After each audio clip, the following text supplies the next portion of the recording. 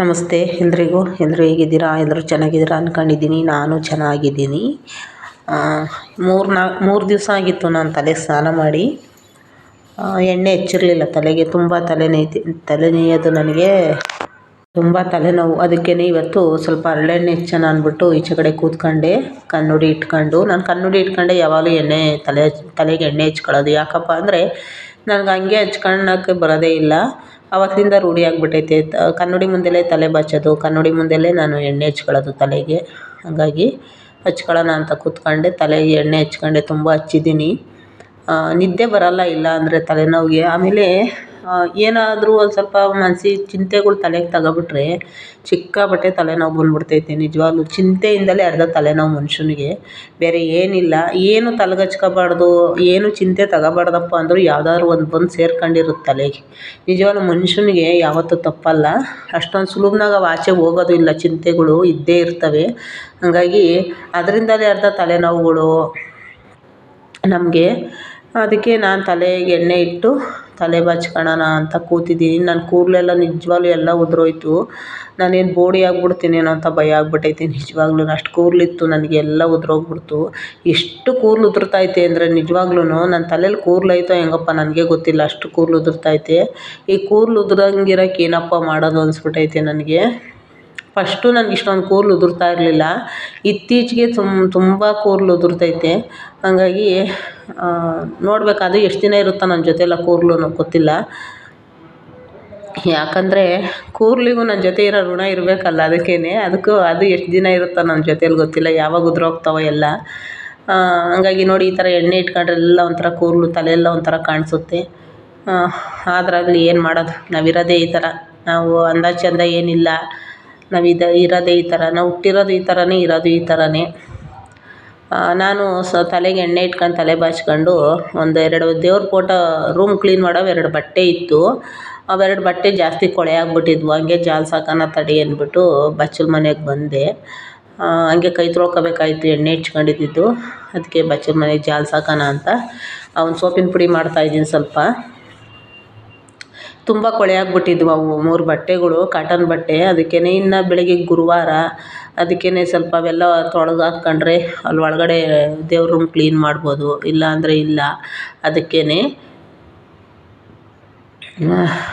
ಅವೆಲ್ಲ ಸ್ವಲ್ಪ ಹಂಗೆ ತೊಳೆದು ಹಾಕ್ಬಿಡೋಣ ಅಂದ್ಬಿಟ್ಟು ಕೂತಿದ್ದೀನಿ. ನನ್ನ ಮಗ, ನಾನು ಕೆಲ್ಸಕ್ಕೆ ಹೋಗಿದ್ದೆ. ನಾನು ಬಂದಾಗ 2 ಗಂಟೆಗೆ ಬಂದರೆ ಏನು ಕೆಲಸ ಮಾಡಿಲ್ಲ.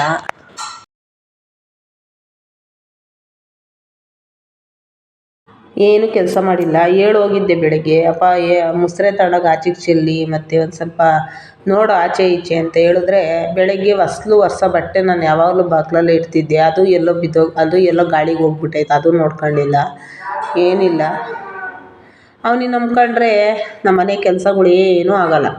ಅದಕ್ಕೇ ರೂಮ್ ಬಿಟ್ಟು ಈಚೆನೇ ಬರೋಲ್ಲ ಅವನು. ಹಾಗಾಗಿ ಊಟ ಮಾಡವನೇ ಹಂಗೆ ಮಲಗಿಬಿಟ್ಟವನೇ. ಅದಕ್ಕೆ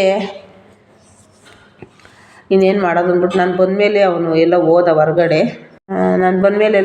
ಹೋದ. ಅದಕ್ಕೆ ನಾನು ತಲೆಗೆ ಎಣ್ಣೆ ಇಟ್ಕೊಂಡು ಇಷ್ಟೆಲ್ಲ ಆಯ್ತಲ್ವ, ಬಟ್ಟೆ ಎಲ್ಲ ತೊಳೆದಾಕೋಣ ಸ್ವಲ್ಪ. ಅಂದರೆ ಬಟ್ಟೆ ಐತೆ ಒಗೆಯೋದು.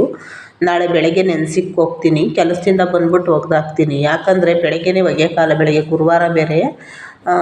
ಹಂಗಾಗಿ ಲೇಟ್ ಆಗುತ್ತೆ ಬೆಳಗ್ಗೆ, ಬಟ್ಟೆ ಒಗೆಯೋಕ್ಕಾಗಲ್ಲ. ಅದಕ್ಕೆ ಬಟ್ಟೆ ಒಗೆದು ವಾರ ಮಾಡೋಕ್ಕಾಗಲ್ಲ. ಅದಕ್ಕೆ ಗುರುವಾರದ್ದು ನಾಳೆ ಮಧ್ಯಾಹ್ನ ಬಂದು ಒಗೆದಾಕಿದ್ರೆ ಆಯಿತು ಅಂದ್ಬಿಟ್ಟು ಈಗ ಸ್ವಲ್ಪ ದೇವ್ರ ರೂಮ್ ಒರೆಸೋ ಬಟ್ಟೆ ಎಲ್ಲ ಒಗೆದಾಕೊಂಡೆ. ಬ್ರಷ್ಷು ಸವ್ದೋಗ್ಬಿಟ್ಟೈತೆ ಅದು. ಹಂಗಾಗಿ ಬ್ರಷ್ಷು ಬೇರೆ ತಗೋಬೇಕು. ದುಡ್ಡಿಲ್ಲದಕ್ಕೆ ಸುಮ್ಮನೆ ಇದ್ದೀನಿ. ನೋಡೋಣ ಇನ್ಮೇಲೆ ಏನಾದರೂ ಒಂದೊಂದು ಹೊಂಚ್ಕೊತಾ ಇರಬೇಕು ಮನೆಗೆ. ಏನೇನು ತಗೊಂಡಿಲ್ಲ 2 ವರ್ಷದಿಂದ ನಾನು ಮನೆಗೆ ಅಂತ ಒಂದು ಐಟಮ್ ತರೋಕ್ಕಾಗಲಿಲ್ಲ. ಇಲ್ಲಿಂದ ಆಚ್ಕನ ಏನಾದರೂ ಒಂದೊಂದು ತಗೊಂಡಿಕ್ತಾ ಇರಬೇಕು. ಮತ್ತು ಹಂಗೆ ಬಚ್ಚಲ ಮನೆಯೆಲ್ಲ ಸ್ವಲ್ಪ ಕಸರೆ ಆಗಿತ್ತು. ಅದೆಲ್ಲ ಸ್ವಲ್ಪ ಹಂಗೆ ಅಂದರೆ ಕಸರೆ ಅಂದರೆ ನಾನು ಜಾಸ್ತಿ ಕೆಸರೆ ಎಲ್ಲ ಸ್ವಲ್ಪ ಕಸರೆ ಆಗಿಬಿಟ್ಟಿತ್ತು ರೂಮು. ಅಲ್ಲಿ ಬಚ್ಚಲ ಮನೆ ಹಂಗೆ ಎಲ್ಲ ತೊಳಿತಾ ಇದ್ದೀನಿ.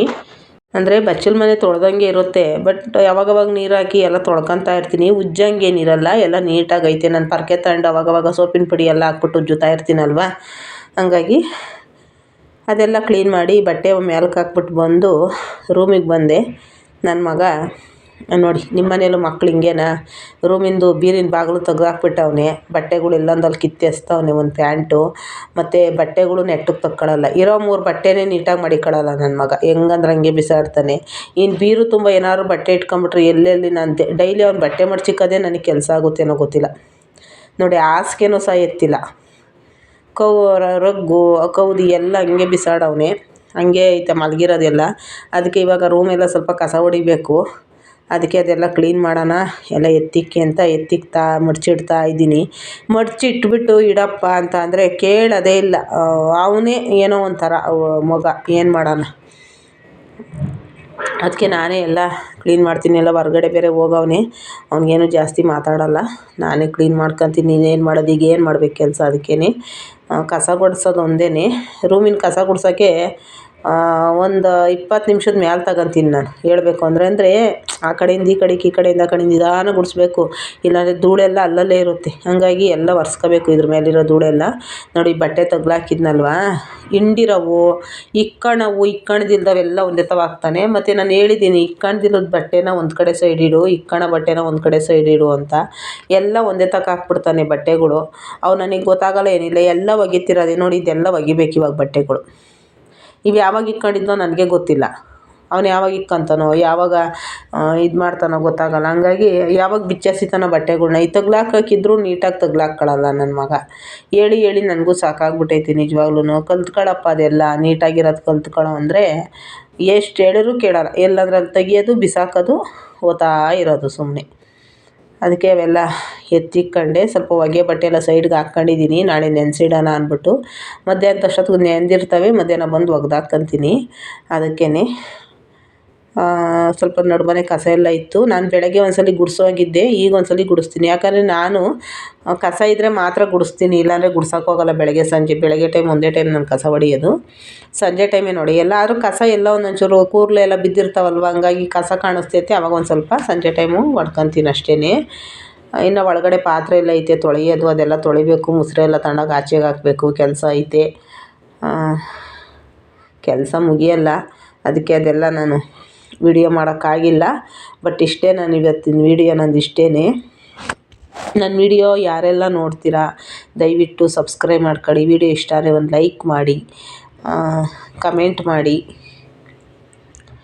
ಕಸ ಒಂದು ರೂಮಿಂದೇ ಒಂದು 20 ನಿಮಿಷ ಕಸ ಗುಡಿಸಿದ್ದೀನಿ.